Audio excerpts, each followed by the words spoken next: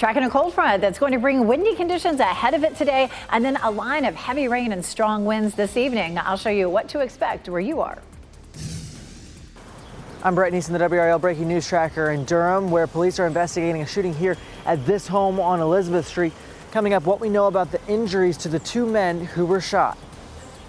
Former President Donald Trump and President Biden are celebrating wins this morning after Michigan's primary election. We'll explain why the 80% win for Biden isn't all positive for his campaign.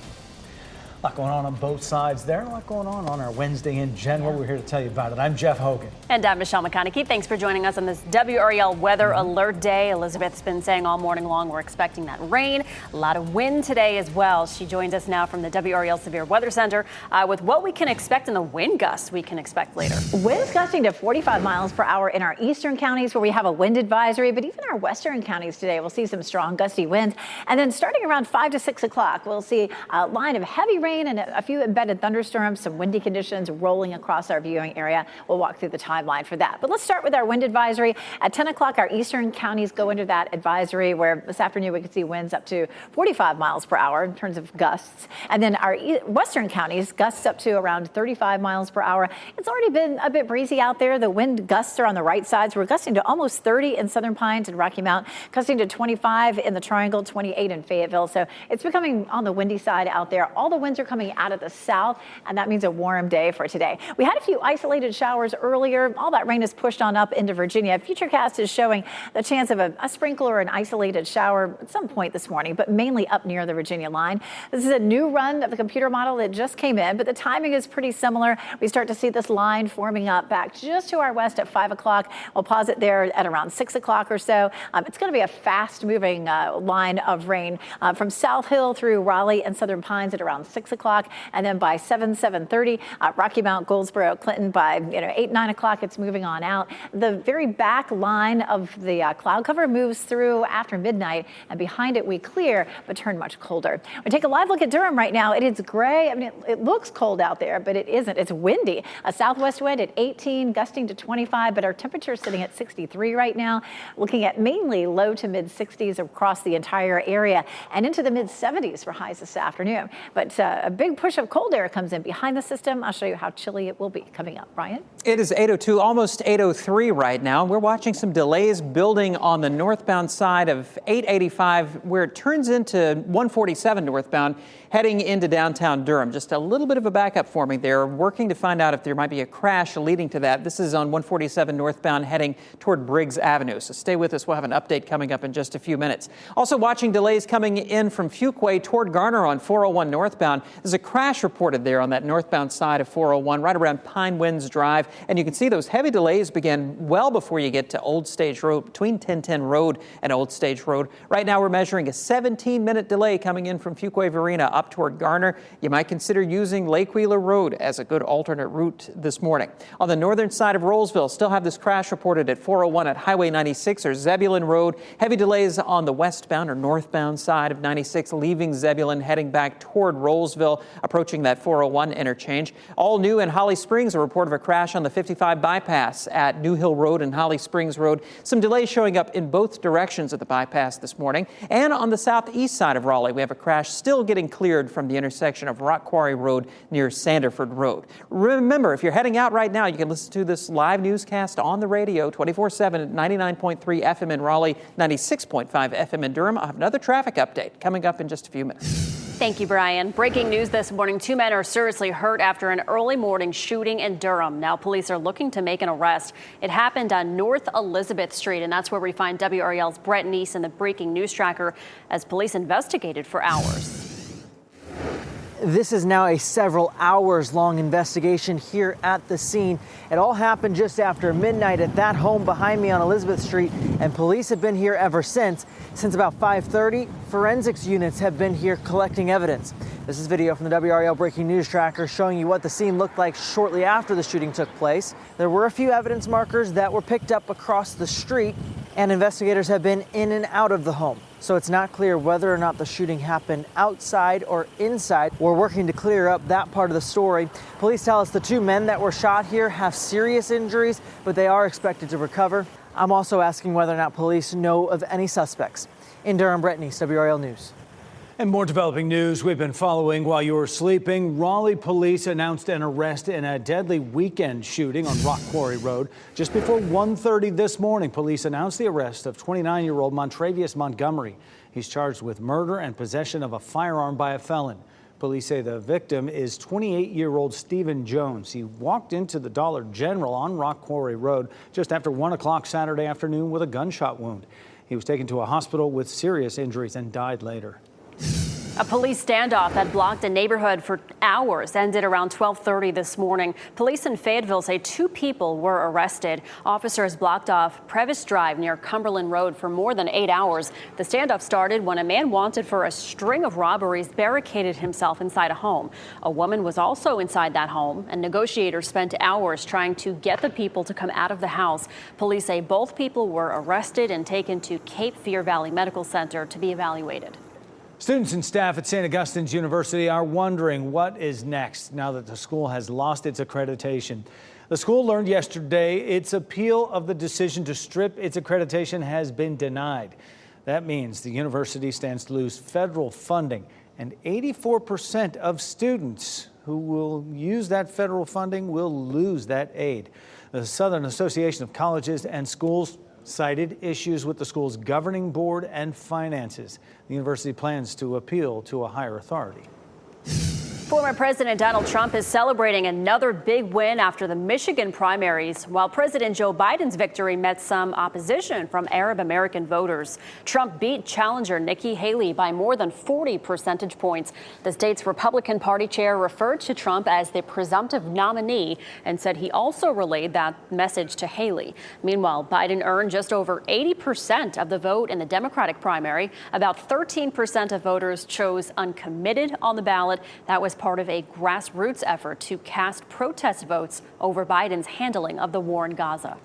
Today, the largest school district in the state is evaluating how it disciplines its students. Wake County school leaders will be taking a look at incidents where students are restrained or secluded. WRAL's Laura Levine joins us live from Wake School's headquarters in Cary. The school system, Laura, has been sued in the past over these very types of situations.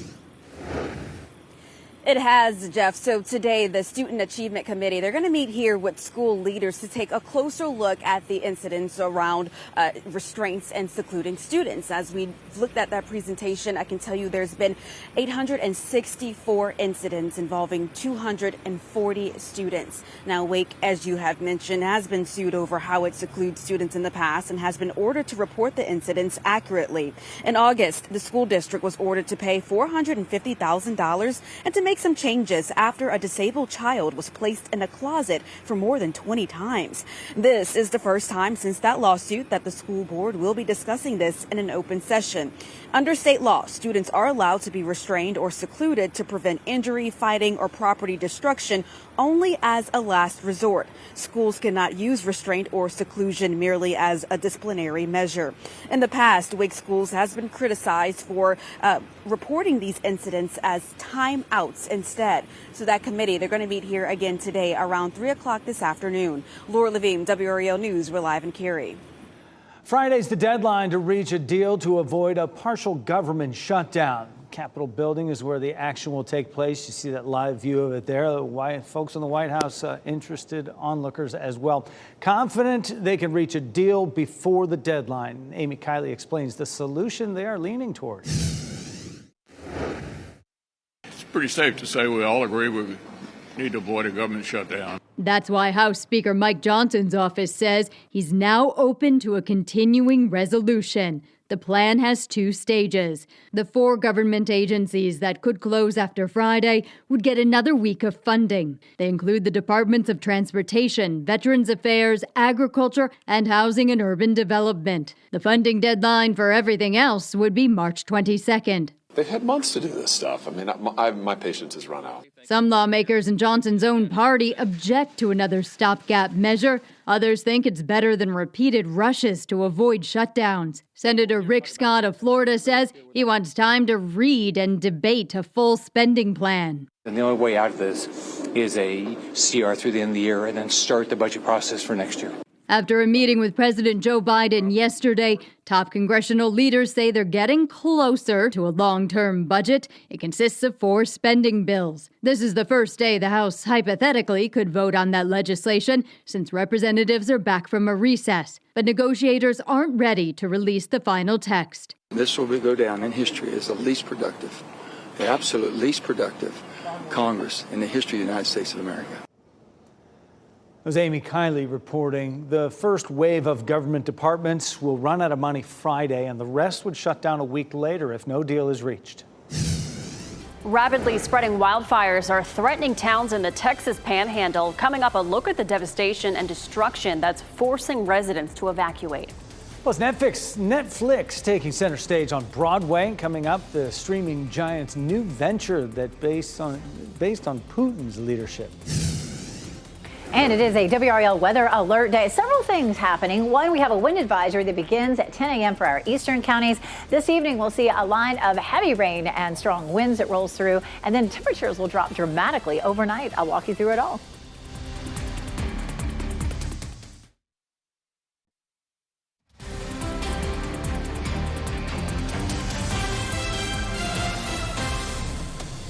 Welcome back, 8:14 on your Wednesday morning. This is a live look over a very cloudy Wilson. You can see the whirligigs going there too.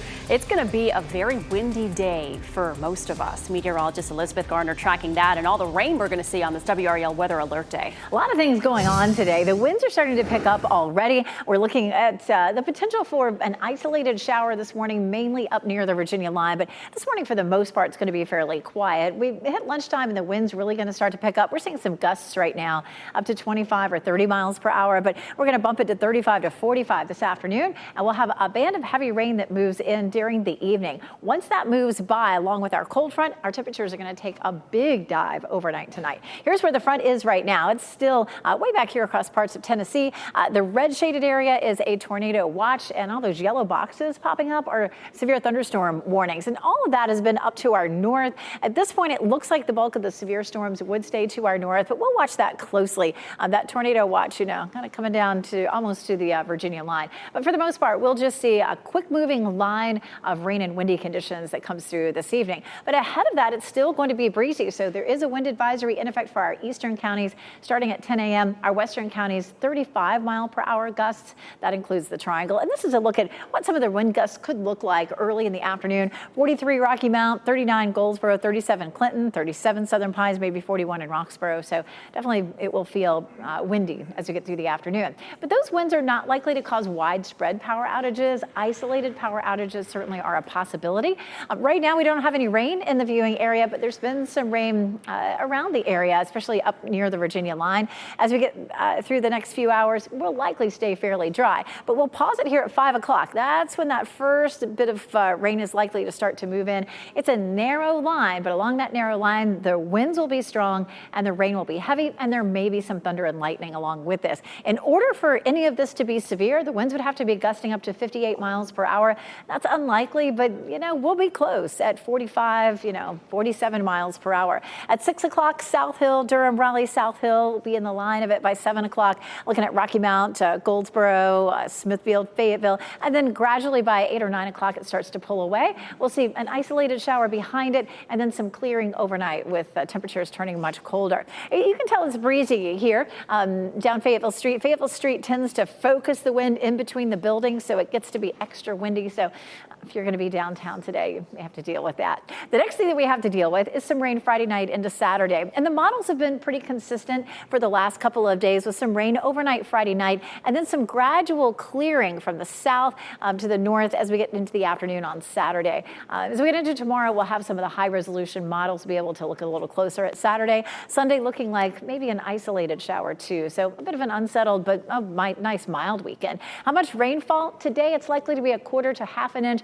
and we'll add maybe another 1/4 inch to that on Friday night and Saturday. Of course, 90% chance of that line today. Some scattered rain for parts of the viewing area for the first half of the day on Saturday. On Sunday, we'll be a little drier. Monday and Tuesday are nice and mild. Tuesday is looking great, partly cloudy, 73, Brian. It is 8:18 right now. Still watching these delays on 401 northbound leaving Fuquay-Varina, heading up toward Garner. There's a crash right around Garner Station Boulevard. They're blocking some lanes on the northbound side of 401 or Fayetteville Road. The delays begin just beyond the 1010 Road intersection up toward the Old Stage Road area and just beyond. Latest update from the sensors now indicating that's about a 30-minute delay on 401 northbound from Fuquay-Varina to Garner. I just checked the sensor readings along Lake Wheeler Road. You can save probably 2 or 3 minutes if you use Lake Wheeler as an alternate route, so you're not saving much time, but it may feel a little better as opposed to getting stuck in that stop and roll traffic because of that crash. Some of the other problems that we're following in the Triangle, some good news up on the northern side of Rollsville. That earlier crash at 401 at Highway 96 has cleared in the past few minutes. Traffic's flowing freely through there. A little bit of a delay on the south side of Raleigh on 40 westbound between South Saunders Street heading out toward Gorman Street. Still watching some delays on the northbound side of 147 heading away from 885 into downtown Durham. Doesn't look like this is a crash, but instead a lot of that traffic that was backed up because of an earlier crash on 885 now is just working its way into downtown. So expect a little bit of a slowdown from right there at the 147-885 split out to the Alston Avenue area, and then it clears up nicely heading into downtown Durham. And happening now in the WRAL Live Center, we continue to follow that breaking news out of the Vatican this morning. In our last hour, we told you that Pope Francis was taken to the hospital. This is a picture of his meeting this morning. He had his weekly general audience there at the Vatican. He was there, but he's been under the weather lately, suffering from flu-like symptoms.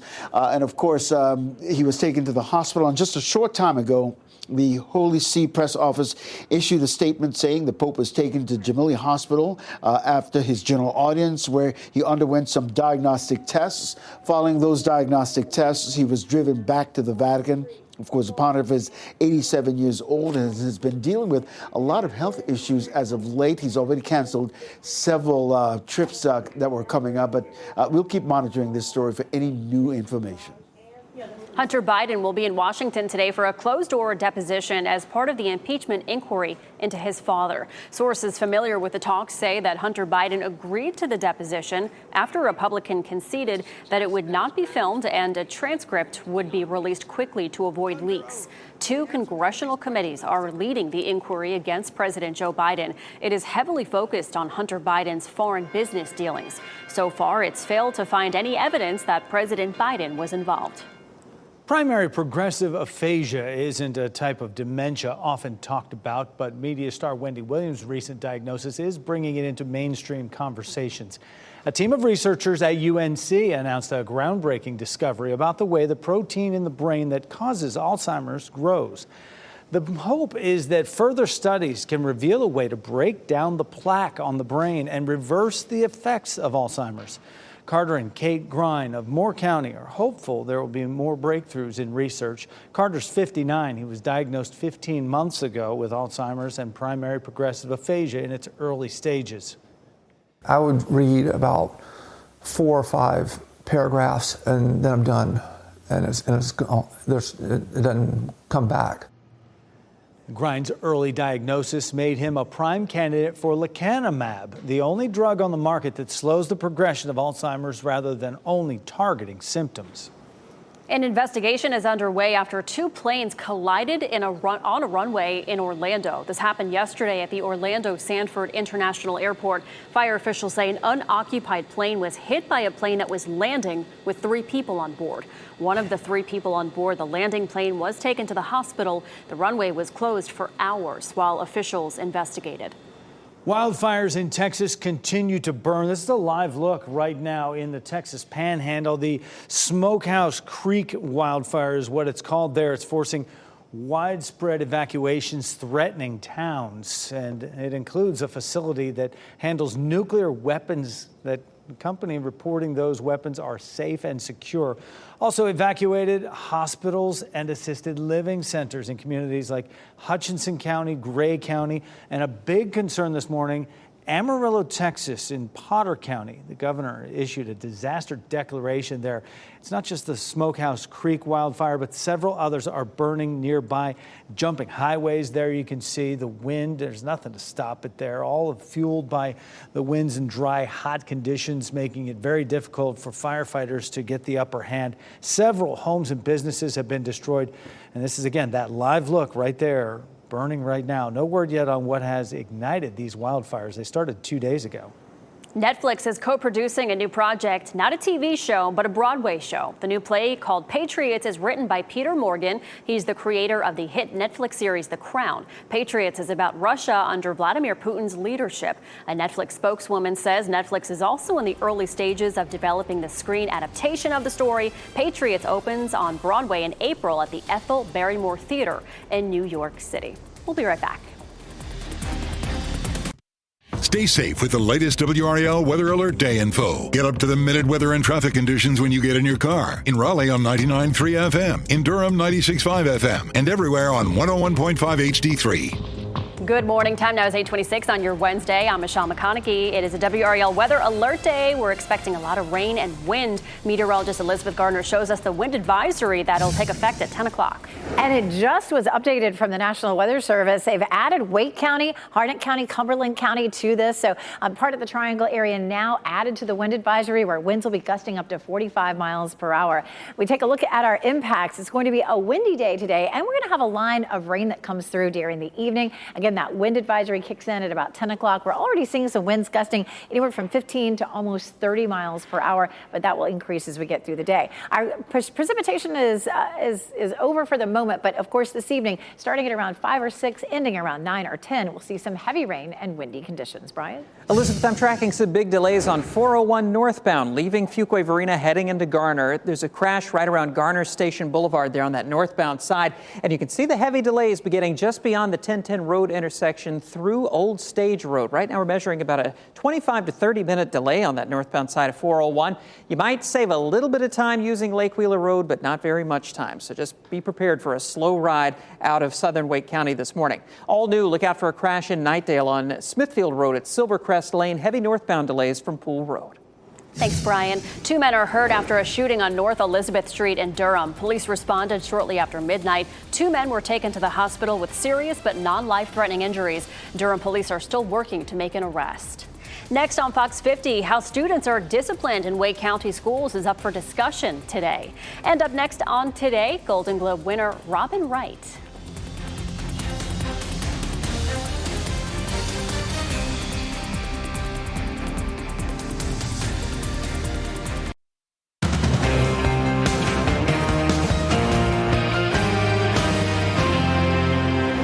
The National Weather Service just expanded our wind advisory west. It now includes Wake County and some other counties in the central part of our viewing area. I'll show you what to expect as we get through the day.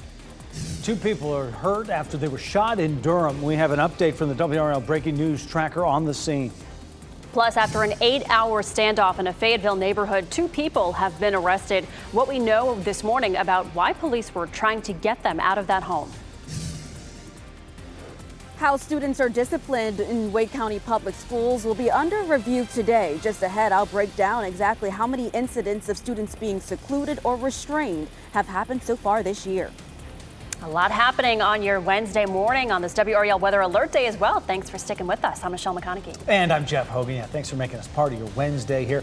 Things are in motion. We've been talking about this WRAL Weather Alert Day and thought that maybe the bulk of it would happen later. But Elizabeth Gardner in the WRAL Severe Weather Center right now, things are changing, right? They are, yeah. We're looking at the potential for the winds to be pretty strong this afternoon, up to around 45 miles per hour. But severe wind would be 58 miles per hour. And we're definitely seeing severe thunderstorms up on the northern end of this front. We are less likely to see that on our end of this front as it comes on through. But we do have a wind advisory that's in effect. And of course, as I mentioned, it was just updated. So we'll take another close look at that. 35 to 45 mile per hour wind gusts this afternoon. And then between 5 and 10, a fast moving line of heavy rain, isolated thunderstorms and windy conditions will cross our viewing area. Here's a look at that updated wind advisory. It now includes Wake County, Harnett County and Cumberland County. So those were added to the advisory. This is where we could see winds gusting up to 45 miles per hour. The winds are coming out of the south today, making it pretty warm. And the winds have really started to pick up in the last hour to 2 hours. The wind gusts are on the right, so we're gusting to 29 in Southern Pines and in Rocky Mount, gusting to 25 in Raleigh, Durham, and Roxborough, 28 in Fayetteville. So it is definitely a breezy start this morning. We had a little light rain this morning. That has shifted northward. It wouldn't be out of the question to see it sprinkle at some point this morning, but we're pretty dry out there right now. And the bulk of the rain that we'll end up seeing comes with this line, which will be much later on on today. We'll pause it there at 6:15, and we're seeing that from, say, South Hill to Durham, Raleigh, and Southern Pines. It moves quickly to the east by 7:30, Rocky Mount, Wilson, Goldsboro, Clinton, Fayetteville, and then it moves on out. We'll finally see the back edge of this moving through after midnight, and that's when the cold air will start to move in. But it's definitely going to be a warm day for us. We have steady winds at 18 here in Durham. 63 degrees is our current temperature, and we're looking at low to mid 60s as folks are stepping out the door. We climb on up into the mid 70s for this afternoon, but tomorrow will feel much colder, much more like February and March. I'll show you that coming up, Brian. All right, it is now 8:33. We're watching some heavy delays this morning on 401 northbound, heading away from Fuquay-Varina into Garner. There's a crash just north of Pine Winds Drive, not too far from Purser Drive in that area. And those heavy northbound delays began just beyond the 1010 road interchange, heading on up toward Old Stage Road. Overall, right now, our sensors are measuring delays around 20 to 25 minutes. If you're coming in from Fuquay-Varina, you might consider using Lake Wheeler Road, but taking a look at the sensor readings there on that northbound side of Lake Wheeler, you're not going to save very much time. It may feel a little better, but in terms of actual time saved, not that great of an option. Just need to plan on plenty of extra time making that ride out of Fuquay up toward Garner and Raleigh. I'm watching a crash now on the south side of Knightdale on Smithfield Road at Silvercrest Lane. That is north of Pool Road. We are seeing some heavy northbound delays on Smithfield Road heading up toward the Pool Road intersection and just beyond. By the time you get to 87, it's cleared. But there in the southeastern side of Wake County or far eastern Wake County, it looks like you're going to run into some pretty big backups. And just in, a report of a crash in western Johnston County on the 70 bypass westbound, leaving Wilson's Mills heading back toward Clayton just before you get to that 70 business interchange. You can see some pretty heavy delays there beginning well before Strickland Road all the way out toward that 70 business interchange. So need to allow some extra time on that westbound side. Taking a look at the major approaches into Durham, no big delays right now, but we're still looking at some backups on northbound 885 between I-40 and the 147 split.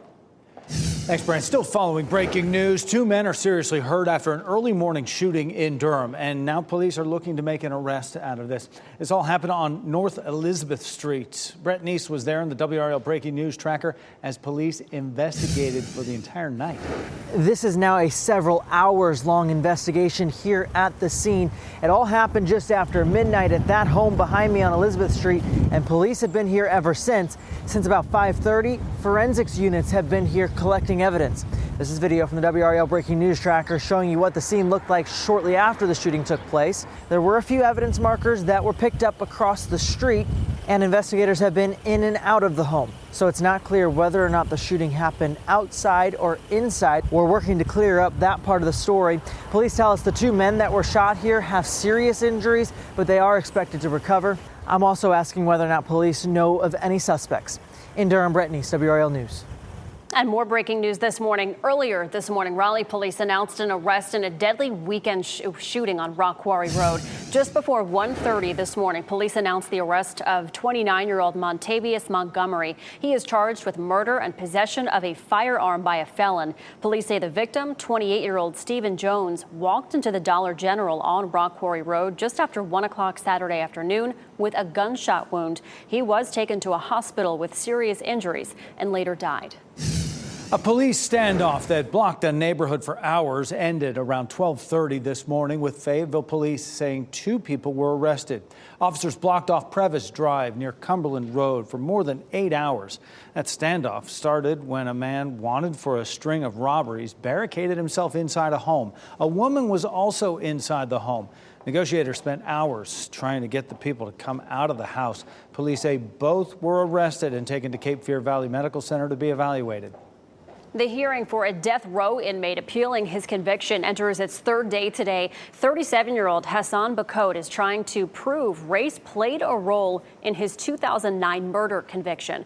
Yesterday, a Michigan State University law professor who has researched jury selections took the stand. She said she believes race was a statistically significant factor in cases tried by Gregory Butler. Butler was the prosecutor on the case when Bakot was convicted. The hearing is expected to last 3 weeks. You can watch the proceedings each day live on WRAL.com. Former President Donald Trump is celebrating another big primary election win, this time in Michigan. And Trump easily beat challenger Nikki Haley, getting more than 68% of the vote to Haley's 26%. President Joe Biden won the Democratic primary, but number one could be a bad sign for him because more than 13% of Democrats in Michigan voted uncommitted, and that equaled about 100,000 votes, a sign that they do not support Biden's re-election campaign. This was the last major vote before next week's Super Tuesday primaries in 15 states, including here in North Carolina. After Michigan was called for Trump, the state's Republican Party chair referred to him as the presumptive nominee. Meanwhile, a grassroots effort in the Democratic primary cast the uncommitted votes in protest of Biden's handling of the war in Gaza. Wake County Public Schools is reviewing data over how it disciplines its students. This comes after the district was sued for the way a student was treated in the past. A school committee will look at incidents where students are restrained or secluded. As WRAL's Laura Levine explains, hundreds of situations like this happen each year. School leaders will meet here this afternoon with the Student Achievement Committee, and they're going to take a closer look at these incidents of seclusion and restraint in Wake County schools. I can tell you, looking at that presentation, there's been so far this year 864 incidents against 240 students, and that's the latest data through December. Now, Wake has been sued over how it secludes students in the past and has been ordered to report the incidents accurately. In August, the school district was ordered to pay $450,000 and to make some changes after a disabled child was placed in a closet more than 20 times. This is the first time since that lawsuit that the board will be discussing this in open session. Under state law, students are allowed to be restrained or secluded to prevent injury, fighting, or property destruction, but only as a last resort. Schools cannot use restraint or seclusion merely as a disciplinary measure. In the past, Wake Schools has been criticized for reporting these incidents as timeouts instead. The Student Achievement Committee, again, will meet here with school leaders beginning at 3 p.m. Laura Levine, WRAL News in Cary. This morning, police are still looking for this couple. They are accused of abducting their newborn baby, leading to a statewide Amber Alert. 911 calls show Destiny Cothran and Justin Brown took off with their son, Jackson. That was after the Department of Social Services threatened to take the child. The baby was handed over to authorities near a Big Lots store in Durham Monday night. It's near the area where the couple's car was found. And we know Brown and Cothran both have been in trouble with the law before and currently have outstanding warrants. Mega Millions jackpot is growing again. No one won the big prize in last night's drawing, so Friday's jackpot is now worth $607 million. Winning numbers 6, 18, 26, 27, 49. The Mega Ball is 4. Mega Plier is 3. Tonight's Powerball, that is growing as well, an estimated $412 million. You can watch it on WRAL right before our 11 o'clock news. Well, children of all abilities will be able to have fun at a brand new playground in Wake Forest. Coming up, WRAL's Kathy Hanrahan takes us behind the scenes of an inclusive playground that opens this weekend. And an important recall to tell you about, why an inspection of a facility in India led to a recall of eye medicine here in America. And we give you this live look right now. Roxborough, look at the flags blowing in Roxborough. A WRAL weather alert day, risk of high winds, some isolated storms. And they're moving in with that wind advisory into Wake County in just a little over an hour. Elizabeth Gardner tells us when the wind will die down.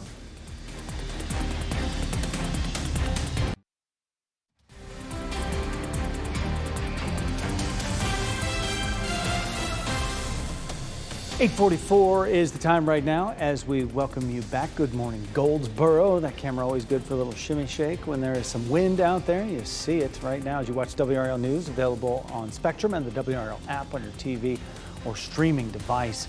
And it is part of our WRAL severe weather risk for today, certainly. Elizabeth Gardner in the WRAL Severe Weather Center, and that wind advisory moving in a little earlier. We have a brand new level 1 risk for severe storms across the area, just dropped a few minutes ago. So we have the potential for winds to gust up to 58 miles per hour, some damaging winds, some heavy rain. The timeline is the same. We're still looking at 5 to around 9 p.m. starting in our western counties and sliding eastward. So it is a WRAL weather alert day. We're looking at strong winds even before before the line of thunderstorms comes through. Our wind advisory goes into effect just shortly in about a little over an hour or so. Of course, we'll have rain and the potential for strong thunderstorms with this line that comes through this evening, and then a big drop in our temperature overnight tonight. Let's take a look at rain with this. There has been a lot of severe weather along the northern end of this. You can see the yellow boxes popping up. Those are all severe thunderstorm warnings, which means they're strong, potentially damaging winds. The red shaded area is a tornado watch. I haven't seen any tornado warnings pop up, but a lot of severe thunderstorm warnings this morning. So as this front continues to push eastward, we'll have the potential for some of those severe thunderstorms as well. We're taking a look at dual Doppler 5000 radar. We had some showers early this morning, but there's no rain over us right now. Futurecast shows the potential for a sprinkle between now and lunchtime, but for the most part, will end up being dry. And it's this line here that will bring us any problems if we see them today. Looking at 5 o'clock just to our west, by 6:30, it's moving through the middle of the viewing area from just east of South Hill through Raleigh, Southern Pines, and then by 7:30, say Rocky Mount, Goldsboro, Clinton, Fayetteville, and then it moves on by. So it's not going to sit over one spot for very long, but when it comes over you, it'll be raining heavily, and we'll see some strong winds have the potential to knock down some trees. It all moves out as we get into the overnight period, and we'll start to see much colder temperatures arriving. Just a little while ago, the National Weather Service expanded the wind advisory as well. So now that includes Raleigh through Fayetteville and eastward with gusts up to 45 miles per hour. Our western counties gusting up to 35. It is blustery already. The gusts are in the white box here on the right, so we're gusting to almost 30 in Southern Pines and Rocky Mount, 25 in Durham and Raleigh, 26 in Roxborough. These winds all coming out of the south and maybe fairly strong even well before we see the line of thunderstorms, even by lunchtime, looking at 35 to 40 mile per hour winds potentially across our area. This is a live look at Durham right now. It is gray out there, but warm, 63 degrees. We have strong winds that are going to help to keep our temperatures warm today, looking at low to mid 60s right now, but up to 76 in Raleigh today, 73 in Durham, and 79 in Fayetteville. We're much colder behind this front, back into the 50s, but it's milder over the weekend, back into the mid to upper 60s. But that's when we'll see another system that comes through that brings us some scattered showers Friday night into the first half of Saturday. If you have weekend plans, keep checking back for more updates.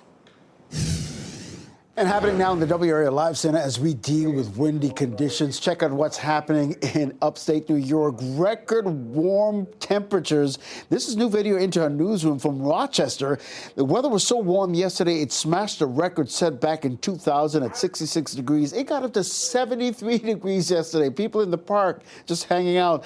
Another record high of 64 today, set back in 2018. That record could fall today with the temperature highs expected in the mid to upper 60s.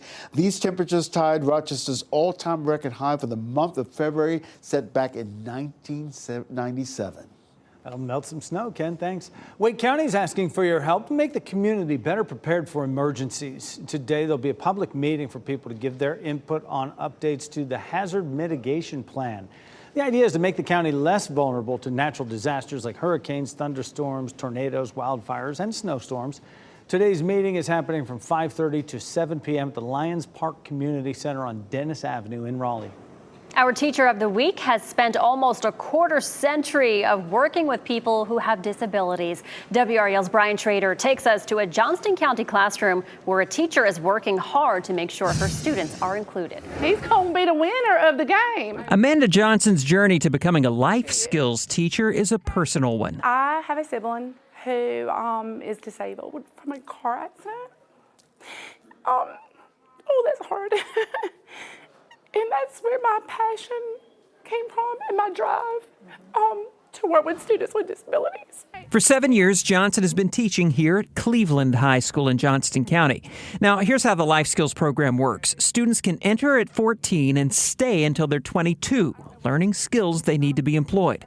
Johnson also helps start the school's unified sports program through Special Olympics. It brings together about 100 students with and without disabilities to participate in sports. They get that exposure of what it's like to be a part of a team and to be recognized, to have your name called over the intercom every day. Miss Johnson? Hey, you're WRAL's Teacher of the Week. Wow! Let's clap our hands. A parent nominated Johnson, saying that she had a tremendous effect on her child's life. These are tears of joy because I think a lot of times, even within our own school, people don't know what's going on in here. warms my heart. In Cleveland, I'm Brian Schrader, WRAL News. Oh, she is wonderful. And if you'd like to nominate another wonderful teacher, go to WRAL.com and enter Teacher of the Week in the search box. Check your medicine cabinet. An eye ointment is being recalled. The FDA says 4 ointments are recalled after inspectors found unsanitary conditions at a facility in India where the products are made. The recalled eye products were sold at Walmart and CVS under the brands Equate, CVS Health, and AACE Pharmaceuticals. The expiration dates range from February 2024 to September 25. The FDA says customers should stop using the products and return them. There have been no reports so far of any incidents related to the products. TikTok is removing more music amid an ongoing dispute with Universal Music Group. The two companies are clashing over royalty payments. TikTok began muting songs from artists signed to the label after a licensing deal between the two expired at the end of January. Now the social media platform says it's also removing content from UMG's songwriters. It estimates up to 30% of popular songs could be affected. A new inclusive playground will open this weekend in Wake Forest. WRAL Lifestyle editor Kathy Hanrahan has a sneak peek in today's WRAL Family segment. 3 years ago, Wake Forest town leaders began working on plans for a new playground. We learned during COVID that we did have a need for a park that was more inclusive than the playgrounds that we currently have. Building something that would be very unique, that would be different, that would cater to the needs of citizens that would have some disabilities and other limitations. Ground broke on the $1.5 million playground last summer. It will open to the public this weekend.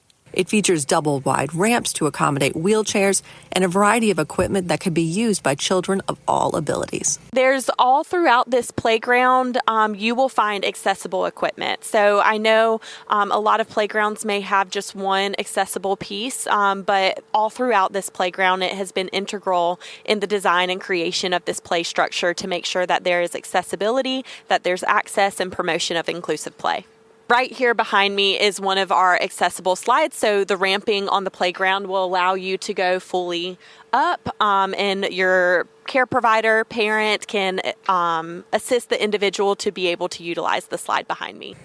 There is also a focus on communication, with some signage featuring sign language and others Spanish. The playground is also geared toward sensory play. So there is a music element here that has a xylophone, drums, all sorts of musical elements, as well as a light fixture hanging above it that allows the sun to peek through, that allows you to also engage your visual senses. The playground will open to the public Saturday at 7 a.m. Kathy Hanrahan, WRAL News. The Holding Park Inclusive Playground was funded by a federal grant. It'll be open 7 days a week. It is free to go there.